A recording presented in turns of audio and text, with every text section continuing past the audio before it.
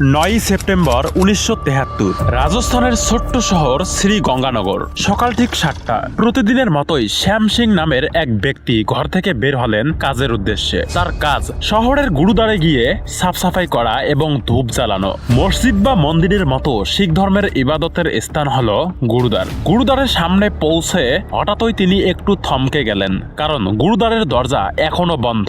চারপাশে অস্বাভাবিক নীরবতা। শ্যাম সিং ভাবলেন হয়তো ভেতরের কেয়ারটেকাররা এখনো ঘুমাচ্ছে। আর কোনো কিছু না ভেবেই তিনি দরজা খুলে ফেললেন। কিন্তু দরজা খুলতেই যে দৃশ্যটা তিনি দেখলেন তার জন্য তিনি একেবারেই প্রস্তুত ছিলেন না। ভেতরে ঢুকতেই তিনি দেখলেন 3 জন কেয়ারটেকার রক্তে ভেজা অবস্থায় পড়ে আছে। পুরো গুরুদ্বারটা যেন উল্টে দেওয়া হয়েছে, জিনিসপত্র চারদিকে ছড়ানো। মনে হচ্ছিল এখানে কোনো মানুষ নয়, যেন ঝড় বয়ে গেছে। এই দৃশ্যটা দেখে শ্যাম সিং এর শরীর একদম ঠান্ডা হয়ে গেল। ভয়ে তিনি আর 1 সেকেন্ডও দাঁড়ালেন না, দৌড়ে চলে গেলেন গ্রামে গিয়ে সবাইকে বিষয়টা জানালেন। গ্রামবাসীরা ছুটে গেল গুরুদ্বারের দিকে, কিন্তু ততক্ষণে অনেক দেরি হয়ে গেছে। 3 জনের মধ্যে একজন আর বেঁচে নেই। তার নাম ছিল করতার সিং। বাকি 2 জন মাদা সিং আর ওয়াজির সিং যন্ত্রণায় চিৎকার করছিলেন। তাদের দ্রুত হাসপাতালে নেওয়া হয়, কিন্তু দুর্ভাগ্যজনকভাবে মাদা সিং হাসপাতালের পথেই মারা যান। এখন বেঁচে ছিলেন শুধু একজন, ওয়াজির সিং। কিন্তু সমস্যা হলো ওয়াজির সিং কিছুই দেখতে পান না। তিনি অন্ধ ছিলেন। তিনি জানতেন আঘাত হয়েছে, কিন্তু কে, কিভাবে আর কেন আঘাত করেছে এসব কিছুই বলতে পারছিলেন না। একটা গুরুদ্বারের মতো পবিত্র জায়গায় এমন নৃশংস ঘটনা গ্রামবাসীরা কেউ কল্পনাও করতে পারেনি। ভয় ধীরে ধীরে পুরো এলাকায় ছড়িয়ে পড়তে লাগলো। পুলিশ যখন তদন্ত শুরু করলো, তারা একটা ভয়ঙ্কর জিনিস লক্ষ্য করলো। 3 জনেরই কানের ঠিক নিচে একই জায়গায় আঘাত। এই আঘাতের ধরন দেখে পুলিশেরও গা শিউড়ে উঠল, কারণ এই ধরনের হত্যা তারা এর আগেও দেখেছে রাজস্থান, হরিয়ানা আর পাঞ্জাবে। এর আগেই প্রায় 70টিরও বেশি এমন কেস ফাইল থানায় জমা হয়েছে। সবগুলোতেই আঘাত কানের নিচে। লোকেরা এই অদৃশ্য খুনিকে একটা নাম দিয়েছিলেন কানপট্টি মার, অর্থাৎ কানের নিচে আঘাত করা খুনি। কিন্তু সে কে আর কেন এইভাবে মানুষ মারছে, এই প্রশ্নের উত্তর কখনো কারো জানা ছিল না।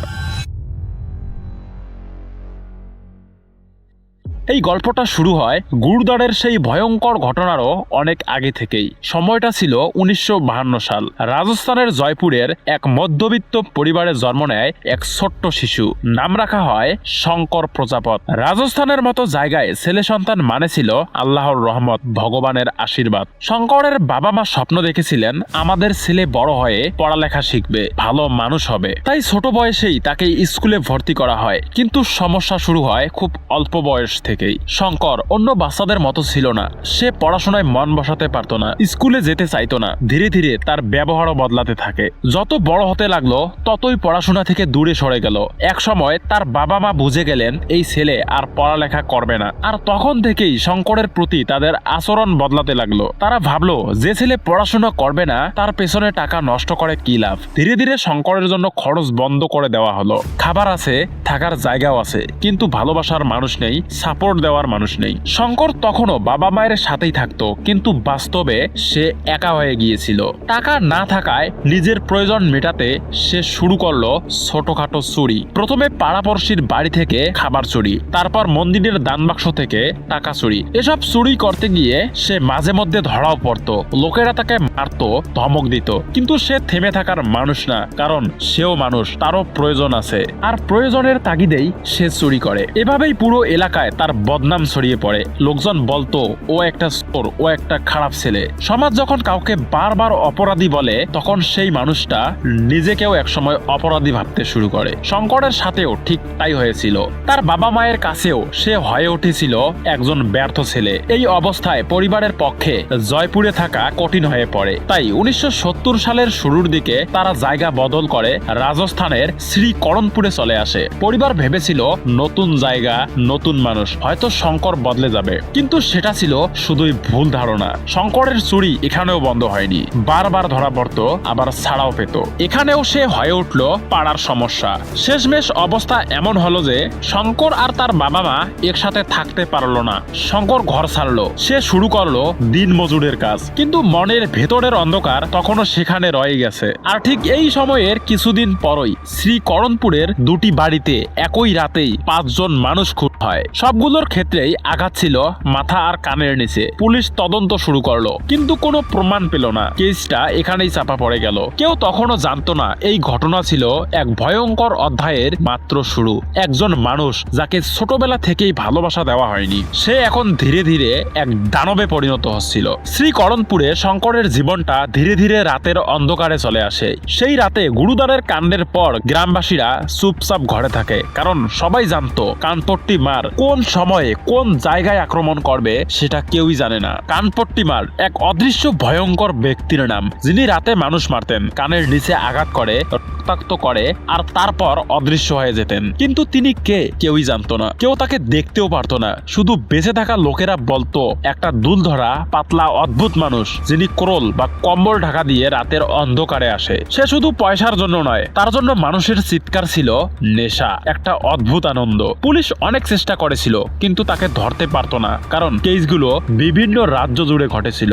রাজস্থান, হরিয়ানা, পাঞ্জাব, প্রতিটি জায়গায় ঘটনা একই রকম, কানের নিচে আঘাত, রাতের অন্ধকার আর মানুষদের আতঙ্ক।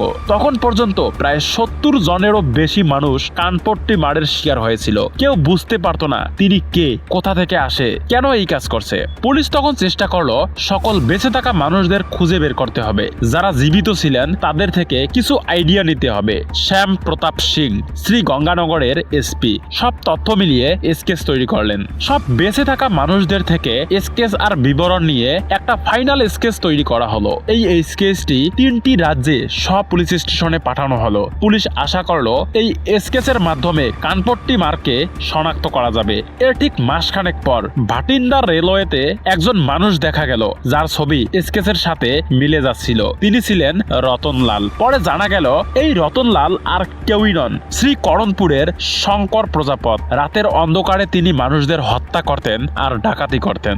এভাবেই কানপট্টি মারের আতঙ্ক রাজস্থান, হরিয়ানা ও পাঞ্জাব জুড়ে ছড়িয়ে পড়ল। শ্রী গঙ্গানগরের গুরুদ্বারের সেই ভয়ঙ্কর রাতের পর পুলিশের কাছে সব প্রমাণ জমা পড়ল। রতনলাল বা আমাদের পরিচিত শঙ্কর প্রজাপত অবশেষে ধরা পড়ল ভাটিন্ডা রেলওয়েতে। তার পরিচয় নিশ্চিত হওয়ার পর পুলিশ তাকে শ্রীকরণপুরে নিয়ে গেল। এখানেই গ্রামবাসীরা তাকে চিনতে পারল। ছোটবেলা থেকেই পরিচিত এক সময়ের চোর এবার হয়ে গেল ভয়ঙ্কর সিরিয়াল। শঙ্কর পুলিশের কাছে সবকিছু স্বীকার করলো। তার বর্ণনা অনুযায়ী মানুষের চিৎকার তার কাছে ছিল এক অদ্ভুত আনন্দের গান। পুলিশ তাকে সবকিছু স্বীকার করতে বাধ্য করলো। তার স্বীকারোক্তির ভিত্তিতেই শ্রী গঙ্গানগর সেশন কোর্টে তার মামলা চলল। মামলার সময় শঙ্কর পুরোপুরি স্বীকার করলো কিভাবে, কোথায় এবং কাকে মারছিলেন। কোনো ছল বা মিথ্যা ছিল না। 27 June 1975 Shri Ganganagar session court Shankar প্রজাপতকে ফাঁসির সাজা দিল। সে আপিল করলো, হাইকোর্টে গেল, সুপ্রিম কোর্টেও গেল, কিন্তু সব জায়গায় তার সাজা বহাল থাকলো। শেষ পর্যন্ত 16 মে 1976 সালে জয়পুরে তাকে ফাঁসি দেওয়া হলো। ফাঁসির আগে শঙ্করের শেষ কথাগুলো ছিল, আমি অনেক মানুষকে বেসামাল করেছি, কেউ যেন আমার মতো না হয়, আমার পাপের শেষ হয়েছে। তার মৃত্যু সত্ত্বেও কানপট্টি মার সদা এক ভয়ের নাম হয়ে গেল রাজস্থান ও আশেপাশের অঞ্চলে। এই ঘটনা আমাদের শেখায় কিভাবে এক ছোট্ট শিশু, যার জীবনে ভালোবাসা ও সমর্থন ছিল না, সে এক ভয়ঙ্কর মানুষে পরিণত হতে পারে।